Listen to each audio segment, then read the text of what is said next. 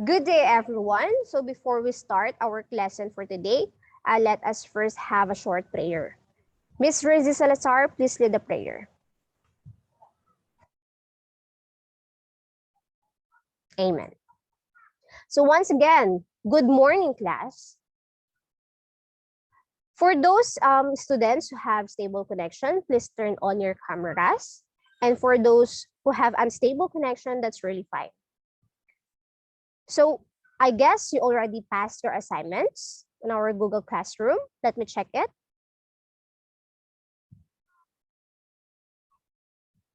Okay, good job, class. All of you have passed your assignments. Miss Sophia Escobar, the representative of this class, do you have any absence for today? Okay, so that's good to hear. So all of you are present for our today's class. Can somebody please recall what was our past lesson all about? Yes, Miss Christelle. Okay, our past lesson is all about simile and metaphor. So what is simile and metaphor now, class? Yes, Miss Precious. Okay, very good. So who among you can give me some examples of simile? Yes, Auline. Okay, very good, correct. Brave as lion. How about Sophia? Okay. Soft as cotton. Very good. How about some examples of metaphor? Yes, Miss Clarice. Okay. He is the light of my life. Very good. So do you have any questions or clarification about our past lesson? None? Okay, very good. Since you don't have any questions or clarifications about our past lesson, let us now move on to a new lesson. But before we start, let me share my screen first.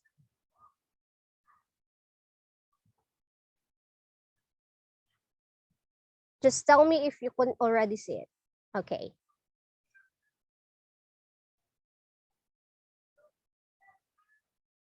Before going to our lesson for today, I want you to watch this video and try to imagine or immerse yourself of what is the meaning or what is the lesson that this video wanted to imply. You ready?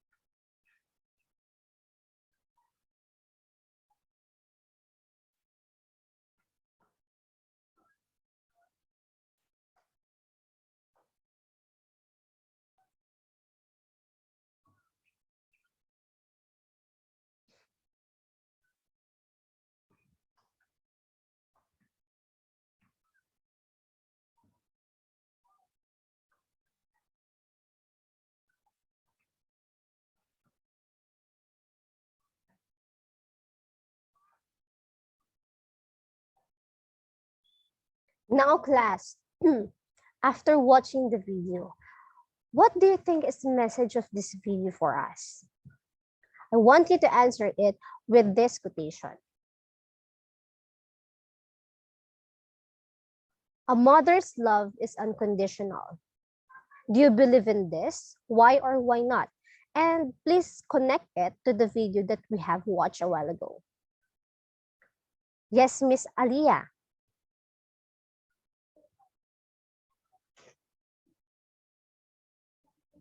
Okay, for Miss Aliyah, it is very true that a mother's love is unconditional. Why?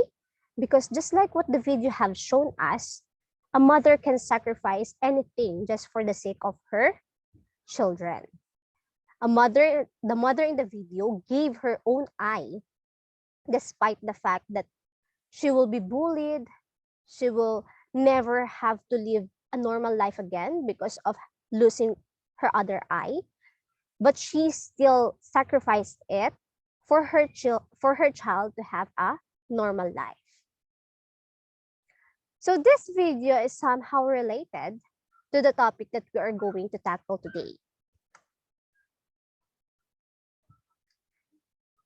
And we are going to study and analyze a poem entitled Mother the Sun, written by James Hughes. Before we start tackling and analyzing this poem, let us first have a short introduction about the poem or the poet or the author of this poem. So the author of the poem is James Langston Hughes. So here is James Langston Hughes. Miss Faith, please read the first slide. Okay, thank you very much. So James Langston Hughes, or his full name is James Mercer Langston Hughes. He was born on February 1, 1901 in Joplin, Missouri.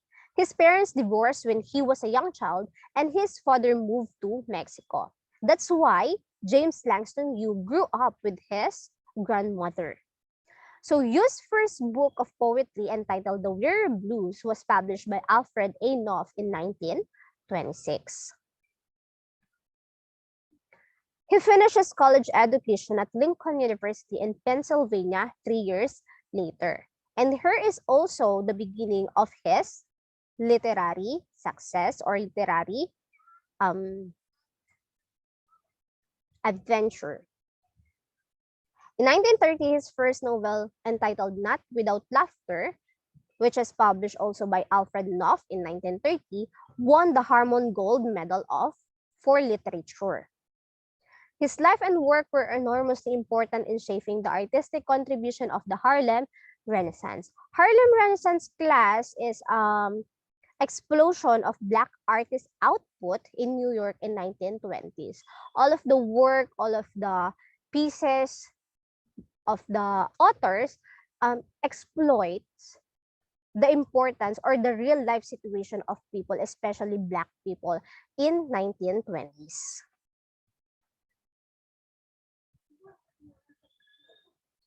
He wanted to tell the stories of his people in a way that reflected their actual culture, including their love of music, laughter, and language itself alongside their suffering.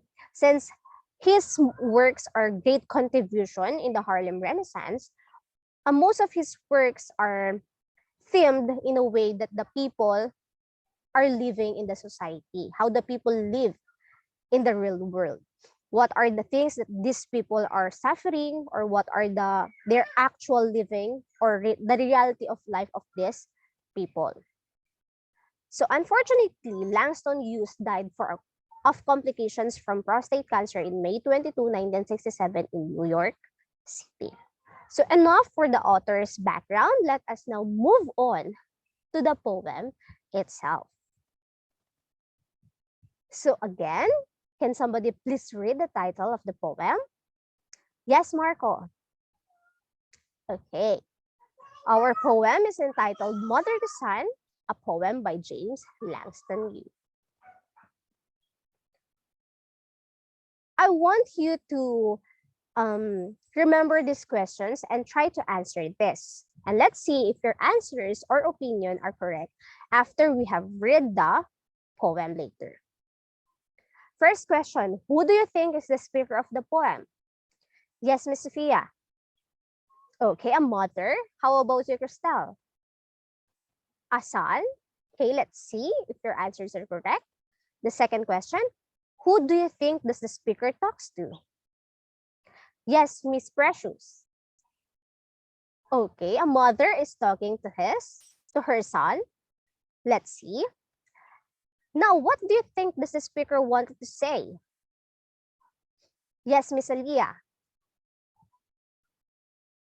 Okay, that could be a mother is giving some advices to her son.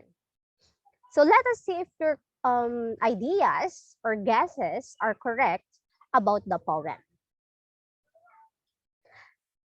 Here's what we're going to do. We're going to first read the whole poem and then have a short information, the important information about it, and then we're going to analyze it line per line. Miss Faye, please read the first slide, first part of the poem. Okay, thank you very much. Well, son, I'll tell you, life for me ain't been no crystal stair. It had tacks in it and splinters and boards torn up and places with no carpet on the floor bare. So for the second part,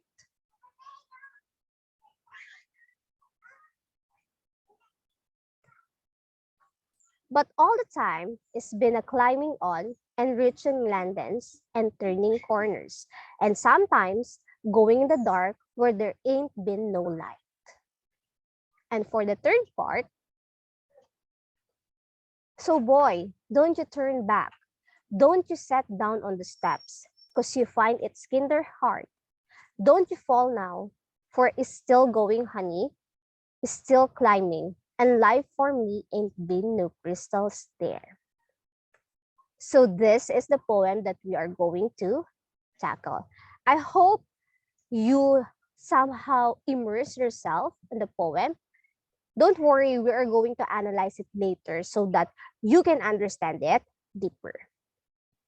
So this poem is first published in 1922 by Alfred Knopf Publishing, and it is a 20-line poem that is contained with one stanza of text. As you can see, I just parted it into 3 parts so that we can analyze it more. But it is originally a 20-line poem that is contained in only one stanza of text. The text is in free verse, meaning there is no pattern of rhyme, but it doesn't mean that the words being used in the poem is not important anymore. So the word choices are lyrical in nature. What do you mean by lyrical, class? Yes, Crystal. Okay, that's correct. Lyrical in nature, meaning the word choices gives impactful emotion to the readers. Thoughtful selection of words that reflect a specific dialect. As you can observe a while ago, some words are not written in ordinary English, but some of it are written based that reflects a specific dialect, especially the dialect of Black people.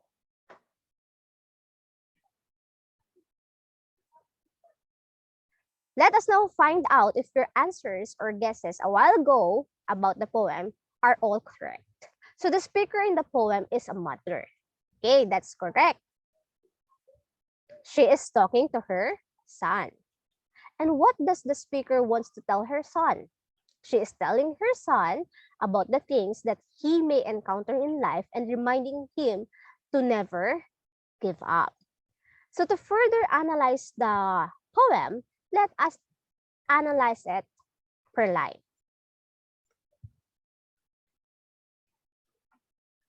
Miss Rinzi, please read the first lines. Okay, now class, what do you think is the meaning, or what do you think does this line wanted to imply? Well, son, I tell you, life for me ain't been no crystal stair. Very good. A mother is talking, obviously talking to her son and telling him that life is not easy. The word choice here, which is ain't been no crystal stair, wanted to imply what? Okay, wanted to imply a smooth life that is experienced by white people in the American racism. While the mother wanted to tell the another side of life that they experience wherein racism is very obvious. Second line, it had tacks in it and splinters and boards torn up. What do you think are these lines wanted to imply? Yes, precious. Okay, that's correct. So these lines wanted to imply that life is full of trials and problems may be encountered. So the mother is telling her experiences to her son, and she tells her son that life is not always as an easy and as clear as a crystal stair. That life may be full of trials, obstacles, problems, and may be encountered. The word tacks, splinters, and boards torn up wanted to imply what? Represents? Yes, Christelle? Okay, that's right. It wanted to represent the problems that we may encounter alongside our life. And places with no carpet on the floor bare. What do you think does these lines wanted to imply? Yes, Clarice. Okay, that's good. So sometimes you will feel being alone and down, especially when doing something you don't used to do. Have you experienced those times, class, that you are afraid to do things that you don't usually do? So that is what the mother wanted to say to her son. Sometimes we experience those things that we don't really wanted to do. We are afraid of doing it because we are not used to do it. But still, we should do it and never give up. So the first part, class, is a mother talking to her son and telling her about the life experiences she had experienced in her life. She also tells her son that that life is not always easy, that obstacle, problems, and trials are unavoided. So for the next part, but all the time it's been a climbing on and reaching landings and turning corners. Now, upon reading these lines, what do you think does this line wanted to imply? Yes, Aliyah. Okay, that's correct. So despite of all the hardships that the mother encountered in her life, she still continued to live on. Do you remember the first part? She's telling her son that life is not always easy. There are problems. But on this part, she is now encouraging her son to never give up despite of all the hardships and the problems that he may encounter in his life. And sometimes going in the dark where there ain't been no light. This is a very significant part of the poem. What do you think does these lines wanted to imply? Yes, Auline. Very good. So the mother, in her experiences, she even experienced being in the dark, but still didn't lose hope. And that is what she wanted her son to do also, to never give up. So the mother also experienced being in the dark where there is no light that will guide her. Imagine you are in a very dark place and you cannot see even just a ray of sun or a ray of light. How hard it is. It is very hard, right? But for the mother, she already experienced it, but she never gave up, right? And that is what she also wanted her son to do in his life, to never give up despite of all the problems. The last part, so boy, don't you turn back. Don't you sit down on steps because you find it kinder hard. What do you think does this lines wanted to imply now? Yes, Rinzi. That's correct. The mother tells her son that no matter what he may be going through now or in the future, he cannot turn his back. So just like what the mother did in his life, she never sat down on steps. She never turned her back just because it is hard. She's experiencing obstacles and trials. She never give up. And that is what she also wanted her son to do, to never ever give up despite of all the problems. Don't you fall now, for it's still going, honey, still climbing. Now, what do you think does this line wanted to imply? Yes, Marco. Okay, that's correct. She reminds her son to never fear things and give up just because he failed once. Always stand up and continue his life. Okay. Do you remember, class, that the theme of Langston Hughes' poem and novels are about the experiences of the Black people? What is the most common problem of the Black people before? Yes, Precious. Okay, very good. Racism. So when there is racism, there is always an equal opportunity. And that is what the mother experienced in her life. But despite those racism that she experienced, despite those obstacles, she still wanted to teach her son to never give up, to be perseverant, to be persevere and determined as what she have done in her life. And the last line, and life for me ain't been no crystal stair. As you can observe, she just repeated it, the lines, life for me ain't been no crystal stair. What do you think is the meaning of this line now? Yes, Marco.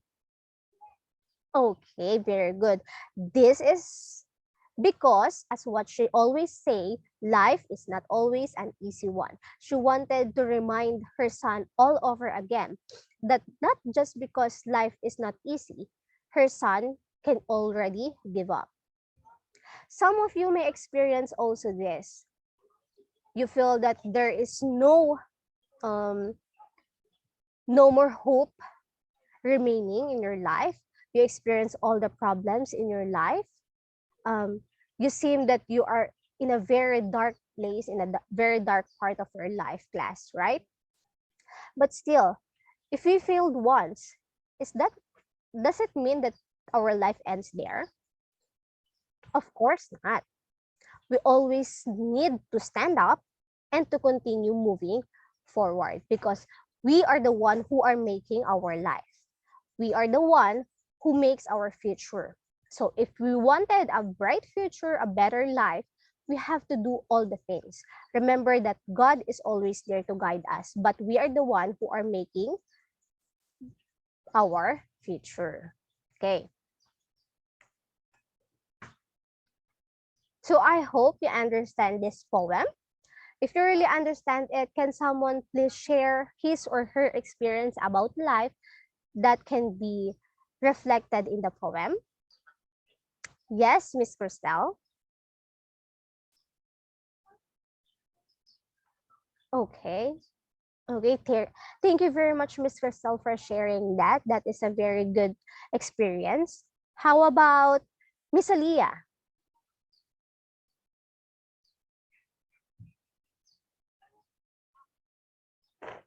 Okay. Thank you, guys. Thank you, class, for sharing your thoughts and experiences in life. It is inevitable to experience hardship. Always remember that because we are just human. We are always experiencing problems and obstacles in our life. But remember that these obstacles are always part of being a human. Always remember that we are not just the only one experiencing these problems.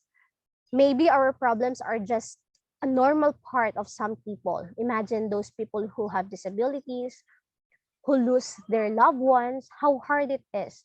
But still, they are still moving forward and never giving up because they want to continue living, right? And that is what we should do right now. We should always stand up, and never give up despite of all these problems. So I hope you understand and immerse yourself in the poem. So if you really understand it, let us first have a short activity. So thumbs up or thumbs down. So put a thumbs up if the statement that I will read is correct and a thumbs down if it is not. So you can type your answers in the comment box and I will give you 5 seconds to answer. So the first one, the author of the poem Mother to Son is James Langston Hughes. Thumbs up or thumbs down? Okay, very good. Thumbs up. Next one. His works have great contribution in the Harlem Renaissance. Thumbs up or thumbs down?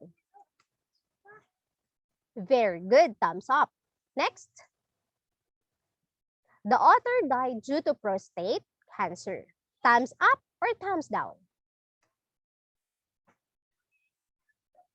Very good, class. Thumbs up. Next. The poem is a 15-line poem in 4 stanzas. Thumbs up or thumbs down? Very good, thumbs down. Why? Yes, May. Yes, correct. Because it is a 20-line poem in 1 stanza. Next question. The poem is written in free verse. Thumbs up or thumbs down? Very good. Thumbs up. Next question. Thumbs up or thumbs down? The speaker in the poem is a son and he is talking to his mother.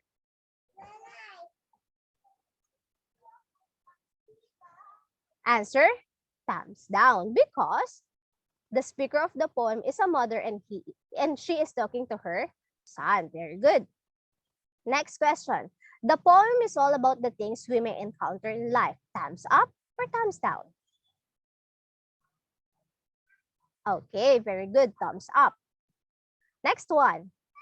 The speaker reflects her experiences in the poem. Thumbs up or thumbs down?